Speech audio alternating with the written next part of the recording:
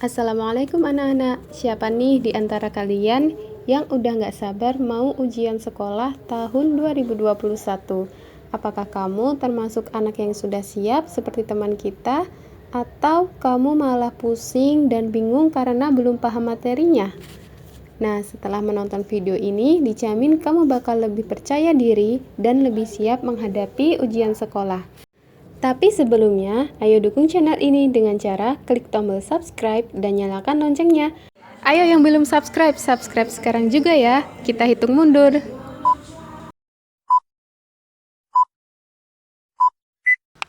Nomor 14, sifat bayangan cermin cembung yang digunakan atau diterapkan pada cermin yang dipasang di tikungan itu sifatnya adalah maya, tegak, dan diperkecil. Berarti jawabannya yang A. Kemudian nomor 15, ini ada batang plastik dan ini ada potongan-potongan kertas kecil. Batang plastik dapat menarik serpihan kertas karena bermuatan listrik. Muatan listrik tersebut ditimbulkan oleh peristiwa penggosokan. Kita ingat rumus PS, kalau bermain PS dia akan bersifat negatif.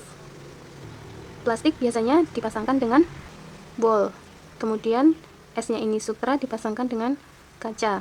Berarti penggaris plastik akan bermuatan negatif ketika dia digosok dengan kain wol, sehingga batang R akan elektron itu hanya bisa berpindah yang bisa berpindah itu hanya elektron. Berarti ketika kita bermain PS seharian, ini akan menyebabkan hal yang negatif, berarti elektronnya berpindah dari wol menuju plastik. Jawabannya yang D. Plastik digosok dengan kain wol sehingga batang plastiknya akan bermuatan negatif karena menerima beberapa elektron dari kain wol. Nomor 16 adalah soal tentang arus listrik. Di sini ditanyakan, apabila hambatan dalam baterai diabaikan, berapakah kuat arus dari resistor L1, L2, dan L3? Untuk mengetahui besar kuat arus dari masing-masing resistor, kita harus mengetahui dulu kuat arus yang mengalir pada sistem rangkaian di gambar ini. Jadi kita cari tahu dulu arus totalnya atau arus sistemnya. Arus itu kita bisa ketahui dari nilai nilai tegangan dibagi jumlah dari resistor keseluruhan. Tegangannya kita sudah tahu, nilainya ada 12 volt. Dan kita belum tahu nilai resistor totalnya, jadi kita cari tahu dulu. Yang pertama kita harus selesaikan adalah resistor paralel. Ada 12 ohm dan 6 ohm. 1 per Rp sama dengan 1 per 12 tambah 1 per 6. Dijadikan per 12 semua, kita samakan bagian bawahnya. 12 bagi 12, 1 kali 1, 1. 12 bagi 6, 2. 2 kali 1, 2. Jadi nilai 1 per Rp nya 3 per 12 sama dengan sama-sama dibagi 3, 1 per 4. Jadi nilai resistor paralelnya adalah 4 ohm. Kemudian kita jumlahkan dengan resistor L3, berarti resistor totalnya, hasil dari paralel 12 dan 6 ditambah 4, hasilnya 4 ditambah 4 sama dengan 8 ohm. Nah, kita udah mengetahui besar hambatan total, kemudian kita masukkan ke rumus untuk mencari arus totalnya. 8 kita masukkan ke bagian R total, sama dengan 12 per 8, nilainya 1,5 ampere. Jadi arus yang mengalir pada rangkaian ini adalah 1,5 ampere. Arus mengalir dari kutub positif ke kutub negatif. Keluar dari sini 1,5 ampere, masuk dia terpecah menjadi 2. Dan ketika keluar lagi nilainya di sini tetap 1,5 ampere karena berdasarkan hukum Kirchhoff, arus yang masuk sama dengan arus yang keluar dari percabangan. Jadi nilai dari arus di resistor 3 adalah 1,5. Option ini yang nilainya 1,5 cuman A, berarti jawabannya langsung otomatis A. Apabila kita tambahkan L1-nya 0,5 dan L2-nya 1 yang nilainya 1,5 ampere. Nomor 17, ada sebatang besi yang diberi nama A, B, digosok dengan sebuah magnet dengan kutub utara dan selatan. Dengan arah menggosoknya, yang pertama, kutub utara menyentuh batang besi B, kemudian digosok menuju batang yang diberi label A. Jadi gosokannya ke arahnya seperti ini. Kemudian kita disuruh mencari tahu bagaimana sifat dari batang besi AB. Berdasarkan keterangan yang berlaku, ketika magnet digosokkan ke batang besi, maka batang besinya akan berubah menjadi magnet yang sifatnya sementara atau tidak permanen, antara jawaban A dan B. Kemudian, ujung pertama magnet yang menyentuh batang besi, maka batang besinya itu akan memiliki kutub yang sama. Jadi ketika ini di gambar ini, kutub utara magnet disentuhkan pertama kali ke batang besi B, berarti yang B akan menjadi kutub utara magnet. Jawabannya A. Nomor 18, ditanyakan benda-benda biotik yang biasa terdapat di sawah sebagai hama padi. Benda-benda biotik sendiri ini merupakan benda yang hidup. Kemudian hama itu adalah bagian dari benda yang tidak kita inginkan, yang dia dianggap sebagai perusak atau pengganggu apa yang kita tanam. Yang merupakan benda biotik yang menjadi pengganggu tumbuhnya tanaman padi itu adalah yang sering dimusuhi petani itu tikus dan belalang. Belalang biasa memakan daun padi, sedangkan tikus bisa saja mencuri atau memakan biji-biji padi. Jawabannya adalah C. Nomor 19, ini ada dua rantai makanan. Ada yang digambarkan dengan gambar-gambar hewan dan tanamannya. Ini ada sawi, tikus, belalang. Kemudian yang di sini ada rantai makanan yang dijelaskan menggunakan kata-kata. Ada rumput, kambing, kelinci, harimau, dan ular. Kemudian pertanyaannya, jika ular pada ekosistem Z, ular di sini dipindahkan ke ekosistem Y, maka hal yang mungkin terjadi adalah ular di sini dia memakan kambing dan kelinci. Jadi ketika ular dipindah ke ekosistem Y, di ekosistem Z, kambing dan kelinci akan mengalami kenaikan populasi. Yang kemungkinan ada di option D. Kemudian ketika ular dipindahkan ke ekosistem Y, maka dia akan memakan binatang-binatang yang ada di ekosistem Y, termasuk tikus atau katak.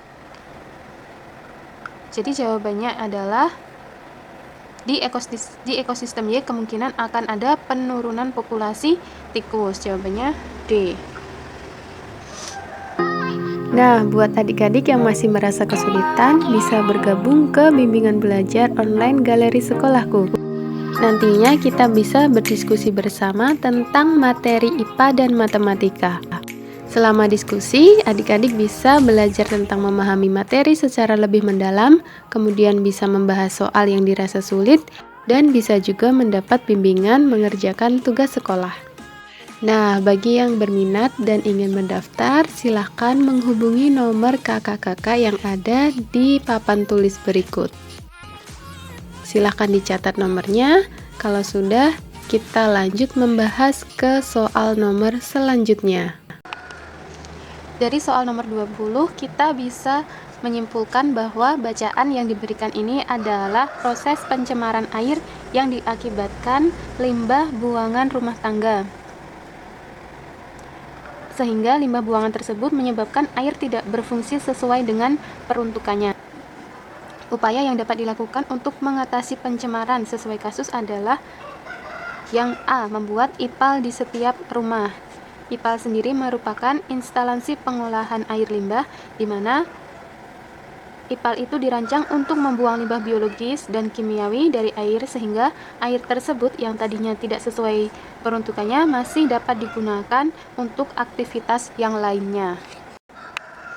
Nomor 21, kita disuruh membedakan tumbuhan dikotil dan monokotil. Tumbuhan dikotil adalah tumbuhan yang memiliki biji berkeping 2, sedangkan yang monokotil adalah tumbuhan yang memiliki biji berkeping 1. Tumbuhan monokotil kita bisa melihat langsung cirinya itu dia memiliki daun yang bentuknya sendiri-sendiri seperti padi atau kelapa. Jadi yang nomor 2 dan 3 ini cirinya adalah ciri dari tumbuhan monokotiledon. Kemudian yang nomor 1 dan 4 itu adalah tumbuhan dikotil? Jawabannya yang B. Kemudian nomor 22, di sini ada pergelangan tangan yang dia ditekuk membentuk sudut 90 derajat. Di bagian atas ini adalah otot bicep dan di bagian bawah adalah otot tricep. Ketika siku dibentuk menjadi sudut 90 derajat, maka otot bicep akan berkontraksi dan otot tricep akan berelaksasi. Jadi jawabannya yang C. Nomor 23, ini adalah soal tentang pencernaan makanan. Nah, di sini teman-teman harus bisa mengetahui atau menghafal di mana saja letak enzim, fungsinya, dan apa saja yang dicerna oleh enzim tersebut. Yang ditanyakan di sini, ini adalah pencernaan antara nasi dan ayam goreng, di mana nasi itu merupakan karbohidrat dan ayam goreng merupakan protein. Nah, kita harus mengetahui di mana karbohidrat dan protein itu dicerna. Karbohidrat sendiri itu dia dicerna oleh enzim di mulut atau enzim amilase. Jadi karbohidrat ini dicerna di mulut, simbolnya W. Kemudian yang ayam goreng itu mengandung protein, dia lebih sering dicerna di bagian lambung oleh enzim pepsin yang mengubah protein menjadi pepton. Lambung simbolnya huruf X. Selain itu, protein juga dipecah di bagian pankreas oleh enzim tripsin. Tripsin sendiri pankreas sendiri disimbolkan oleh huruf Y. Jadi jawaban dari nomor 23, nasi dicerna oleh huruf W atau di mulut dan protein dicerna oleh pankreas. Y, jawabannya yang D. Nomor 24, ini adalah sistem peredaran darah. Yang bagian tengah ini adalah jantung, kemudian yang bagian bawah ini adalah jaring-jaring tubuh, dan yang bagian atas ini adalah jaring-jaring paru-paru. Bagian Y ini adalah pembuluh yang menyalurkan darah menuju ke seluruh tubuh. Berarti yang Y ini adalah pembuluh darah arteri. Sedangkan pembuluh darah X ini adalah pembuluh darah yang mengalirkan darah dari seluruh tubuh menuju kembali ke jantung. Berarti ini adalah pembuluh darah vena. Ciri-ciri dari pembuluh darah arteri ini adalah dindingnya tebal, sedangkan yang vena berdinding tipis. Berarti dari antara pembuluh X dan Y, yang Y itu yang tebal, berarti option A salah. Yang Y itu meninggalkan jantung, bukan menuju ke jantung. Yang Y, ketika dia menuju ke seluruh tubuh, berarti dia membawa darah yang kaya akan oksigen. Sedangkan pembuluh darah vena yang kembali ke jantung, dia membawa darah kotor yang kaya akan karbon dioksida untuk kembali dipompa menuju paru-paru yang nantinya akan disaring.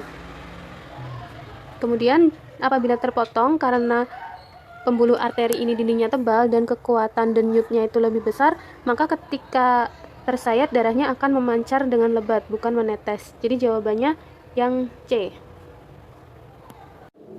Nomor 25, disajikan grafik tentang percobaan pernafasan menggunakan spirometer. Nah, di sini teman-teman harus mengetahui bagian-bagian mana saja dari hasil volume udara pernafasannya. Yang pertama, di bagian sini ini adalah volume udara komplementer. Kemudian, yang bagian kecil ini adalah, bagian tengah sini adalah volume udara tidal. Yang bagian bawah, ini volume udara cadangan ekspirasi. Kalau komplementer tadi cadangan inspirasi, kalau yang bawah cadangan ekspirasi. Kemudian yang paling bawah ini adalah volume sisa atau residu. Kemudian kapasitas vitalnya kita ukur dari sini. Ini adalah kapasitas vital. Total dari keseluruhan kapasitas paru-paru ada di sini. Ini total. Jadi apabila kita lihat jawabannya, udara residunya 1500, salah, udara residunya hanya di sini. Ini nilainya 1000. Kemudian udara komplementernya 500. Udara komplementer bagian sini ini ada 1500, salah. Kapasitas vital itu yang ini. Di bagian sini kapasitas vital ada 1500 tambah 500 tambah 1500, nilainya 3500, berarti ini salah. Dan kapasitas total paru-paru dari 1500 tambah 500 tambah 1500 ditambah 1000, nilainya 4.500. Benar, berarti jawabannya yang D. Bagian dari ginjal yang diberi simbol huruf X itu adalah medula. Dia berfungsi sebagai tempat terjadinya reabsorpsi atau penyerapan kembali zat-zat yang masih dibutuhkan oleh tubuh. Proses reabsorpsi ini akan menghasilkan urin sekunder. Kalau urin primer, dia akan dihasilkan di proses filtrasi. Nomor 27. Pernyataan yang benar berkaitan dengan gambar tersebut. Ada gambar yang diberi simbol P dan simbol R. Kita cermati, nomor 1, P berperan sebagai saluran telur. Ini jawaban benar. Kemudian P tempat pertumbuhan embrio. Salah, pertumbuhan embrio ada di daerah sini. Kemudian R tempat terjadinya fertilisasi. R ini adalah tempat penghasil sel telur. Fertilisasi ada di bagian P, berarti nomor 3 salah. Jawaban yang benar adalah 1 dan 4. Nomor 28, ada 2 buah tanaman hidrilla yang dimasukkan ke dalam wadah dan diberikan perlakuan yang hampir sama. Ada corong, air, tanaman, dan sinar matahari. Yang B ada corong, air, tanaman, sinar matahari, dan diberi tambahan NaHCO3. Berdasarkan kedua perlakuan tersebut, kemungkinan yang terjadi dari percobaan ini adalah, kita baca yang A, tabung B menghasilkan gas oksigen lebih banyak karena dipengaruhi penambahan NaHCO3. Ini benar, NaHCO3 adanya di gambar yang B, yang di A tidak ada. Kemudian, tabung B menghasilkan gas oksigen lebih banyak karena dipengaruhi banyaknya tanaman hidrilla. Menurut keterangan, tanaman hidrillanya jumlahnya tidak ada perbedaan atau sama. Berarti jawaban B salah. Yang C, tabung A menghasilkan gas oksigen lebih banyak karena dipengaruhi banyaknya tanaman hidrilla. Ini juga salah. Yang D, tabung A menghasilkan gas oksigen lebih banyak karena tidak diberi tambahan NaHCO3. Ini salah. Dengan menambahkan NaHCO3, maka akan semakin banyak bahan bakar yang akan membuat gas oksigen lebih banyak keluar. Jadi jawabannya yang A. Kita masuk ke soal nomor 29. Ini ada persilangan dari keturunan jeruk besar asam dan jeruk besar manis. Soalnya, apabila genotip keturunan pertama M1 disilangkan dengan B besar, M kecil, maka presentase fenotipnya ada berapa? Dari persilangan parent atau orang tua, di sini menghasilkan gamet B besar M kecil dan B kecil M besar. Jadi keturunannya kita bisa tuliskan B besar, B kecil, M besar, M kecil. Kemudian ini adalah filial 1. Filial 1 disilangkan dengan B besar, M kecil, M kecil. Yang ini terlebih dahulu kita bisa urai menjadi B besar, M besar, B besar, M kecil, B kecil, M besar, dan kemudian ada B kecil, M kecil. Gamet dari B besar, M kecil hanya ada B besar dan M kecil. Kemudian yang ditanyakan itu yang fenotip jeruknya besar dan manis, berarti yang mengandung B besar dan M besar. Ini ada di sini 1. Kemudian di sini hanya mengandung B besar saja, M-nya kecil. Yang ketiga ini mengandung B besar dan M besar, dan yang keempat hanya mengandung B besar, M-nya kecil. Berarti hanya ada 2 dari 4 keturunan. Berarti nilai dari fenotip jeruk besar manis adalah 2/4 sama dengan 50%-nya. Soal terakhir nomor 30, manfaat bioteknologi yang benar dalam bidang kesehatan. Yang pertama, insulin dimanfaatkan untuk mengobati penyakit talasemia. Ini kurang tepat, karena insulin digunakan untuk penderita diabetes mellitus. Berarti otomatis jawaban yang D juga salah. Antibiotik digunakan untuk mengobati penyakit. Antibiotik digunakan untuk mengobati infeksi. Kemudian antibodi monoklonal ini digunakan untuk mengatasi penyakit kanker. Berarti jawaban yang B benar. Kemudian yang C, gen beta globulin digunakan untuk mengobati talasemia. Jawabannya nomor 30B.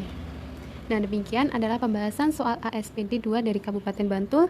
Selanjutnya untuk teman-teman yang masih ingin belajar, silahkan menyimak pembahasan soal ASPD dari Kota Yogyakarta dan dari pemerintah Provinsi DIY karena soal tersebut sudah sesuai dengan kisi-kisi ASPD Yogyakarta. Terima kasih sudah menonton. Wassalamualaikum warahmatullahi wabarakatuh.